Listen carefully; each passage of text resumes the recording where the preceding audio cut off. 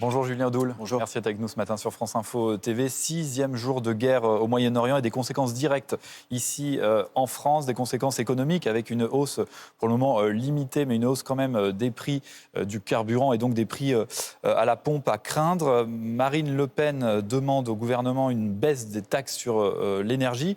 Le problème, c'est que quand on veut baisser en dessous de jusqu'à 15%, il faut passer par le cadre européen, notamment je parle pour la TVA sur les carburants. Donc c'est finalement une mesure qui serait assez limitée avec un gain assez marginal.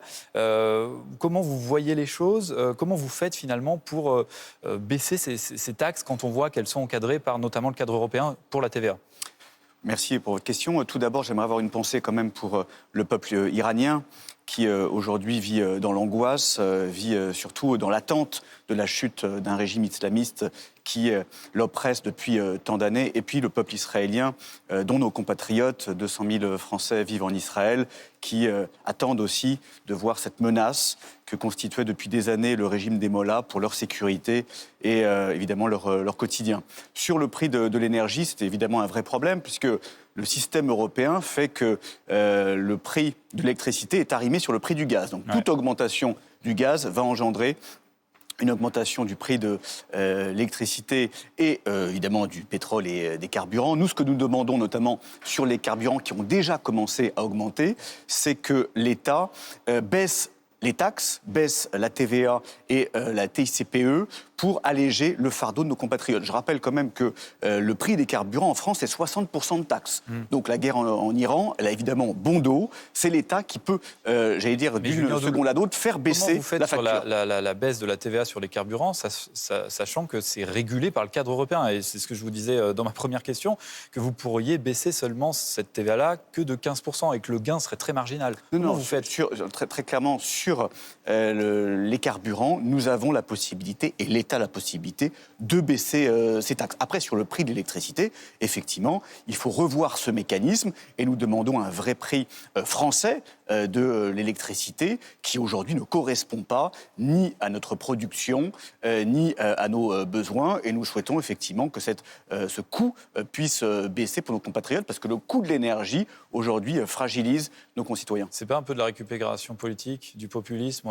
La guerre a débuté il y a 6 jours et déjà vous dites que finalement l'exécutif n'est pas au rendez-vous et qu'il faut baisser les taxes, que ça va pas. Ça fait très longtemps qu'on demande notamment que sur l'énergie, sur toutes les énergies, électricité, gaz, carburant, que finalement la TVA baisse de 20% à 5,5% et que les produits énergétiques deviennent des produits de première nécessité. C'était notamment dans le programme de Marine Le Pen en 2022. Nous demandons aussi la fin de ces absurdités. Je rappelle que sur les carburants, on paye une taxe sur une taxe. On paye de la TVA sur la TICPE. Donc il est inadmissible que l'État, que le gouvernement s'engraisse et profite de ces crises et de l'augmentation des prix pour renflouer ses caisses. Est-ce que vous croyez le ministre de l'économie, Roland Lescure ? Je vous dis tout de suite non.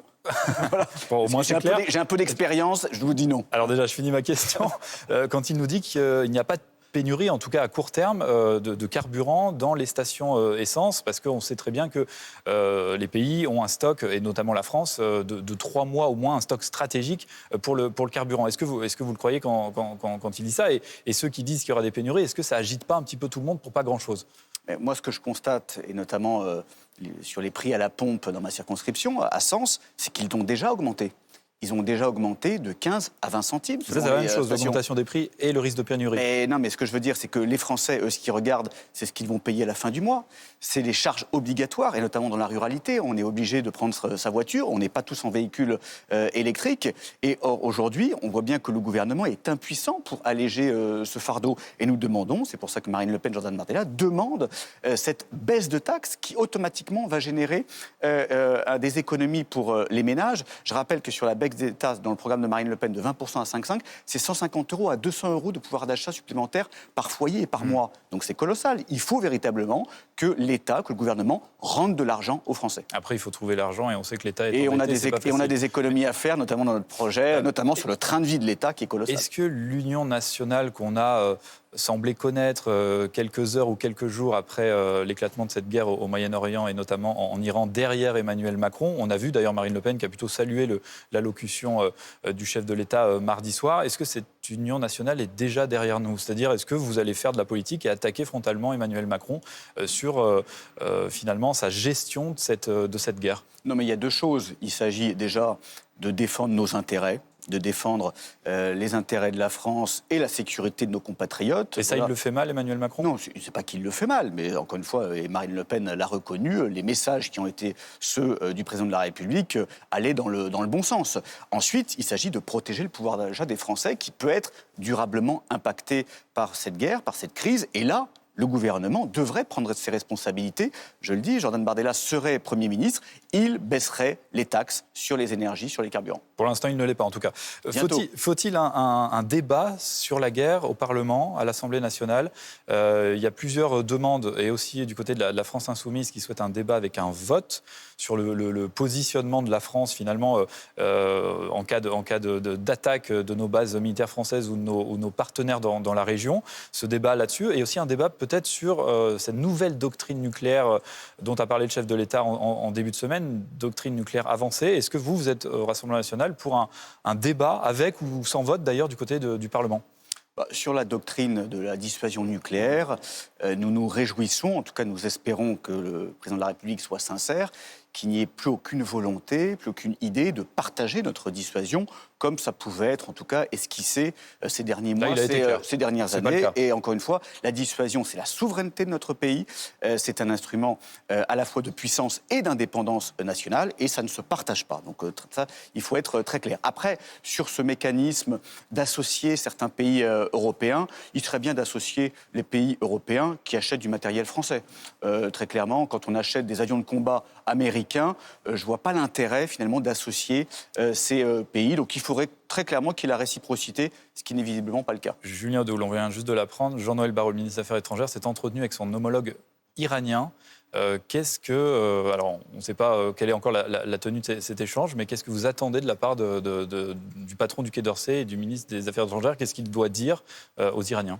Déjà, qu'est-ce qu'il doit faire? Moi, j'aimerais qu'on ait un ministre des Affaires étrangères à plein temps et pas un intermittent. Parce que Pourquoi vous dites ça?